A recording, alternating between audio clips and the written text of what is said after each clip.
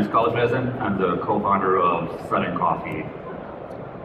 My passion is to make really great coffee easy, fun, and accessible to a lot of people. And by a lot of people, I mean like millions of people or a billion of people. I've been a barista for about 8 or 9 years. I've actually been responsible for the coffee service at Slush for the past 3 years, not this year anymore. And this is a photo of my coffee shop that I opened about 3 years ago. And what I wanted to do there was to create a place where you could experience the best coffee, basically experience the best coffee could be. But ultimately what we wanted to do was to make people happy through great coffee. Like somebody comes in, we serve them great coffee, but we see the coffee more as a tool or a vehicle to make their day better, rather than something that holds a tremendous amount of like intrinsic value. Done a bunch of barista competitions. I'm 2-time Finnish barista champion, and I was ranked 9th best in the world last year.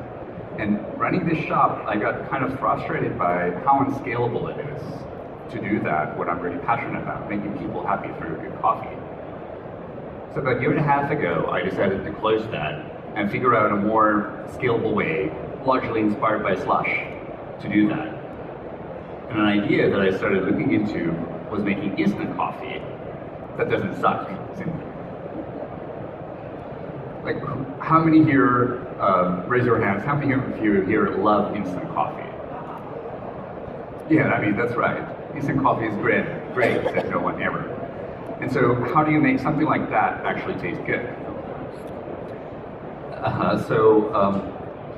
We ran some experimentations here, and turns out you can actually do that. And then I did what every college dropout dreams of doing, and moved to San Francisco about a year ago after Slush, and started a startup in a garage making instant coffee. So instant coffee is basically liquid coffee that's dehydrated. And the normal stuff starts with that coffee, like those really nasty beans. Basically the crappiest coffee in the world makes into instant coffee. And then the coffee is brewed. And now is kind of a bit of a technical term, but I'm explaining it very simply. So extraction yield is basically when you brew coffee, it means how much stuff you get out of the bean by weight. And here's a simple chart explaining what you want to go. So you want to get to about 20%. That's really that's where the party is. That's when you get like a sweet, nice, balanced cup. If you go more, you start getting these nasty, bitter notes.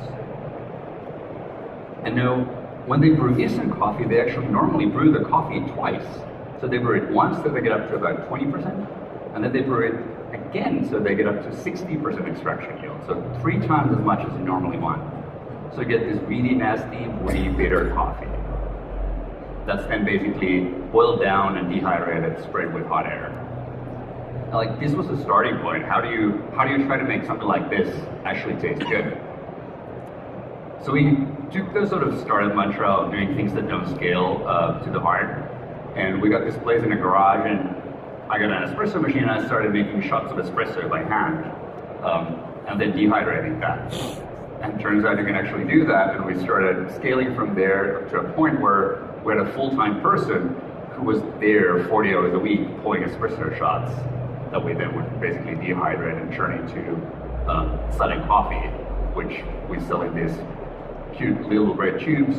And the idea is that you can get a great cup of coffee when you just add it to water. You can have it anywhere with cold water, hot water, or milk. And sort of the challenges with this have been quite significant. Like, Nestle hasn't figured out how to make good instant coffee. How does a small startup with a food science university dropout, and my co-founder did industrial engineering and operations at McKinsey, actually make this happen and scale it? And that's been an interesting project.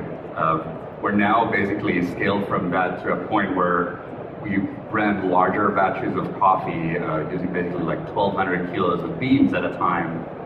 It's that much that you actually need a forklift to lift them up, which is quite exciting. So we started shipping our first coffees about a year ago.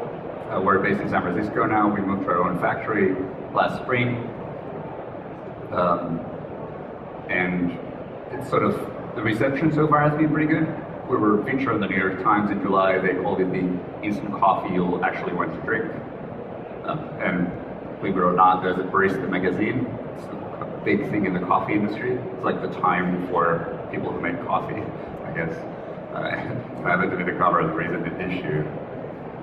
And just on Tuesday, we announced our latest seed round. So we raised a 2.7 million seed round from Charles River Ventures to basically continue scaling this process.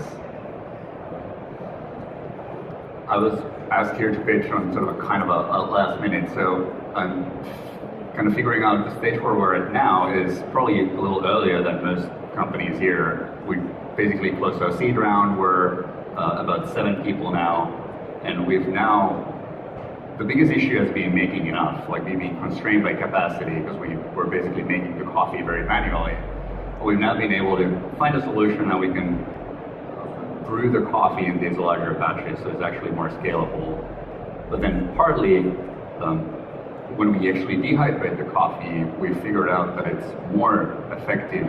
We found a better way, a cheaper way to do that in-house than actually outsource. And so, yeah, I guess now we have figured out a more scalable way of doing that, and it's going to be interesting to see where we can take it from there. Thank you very much.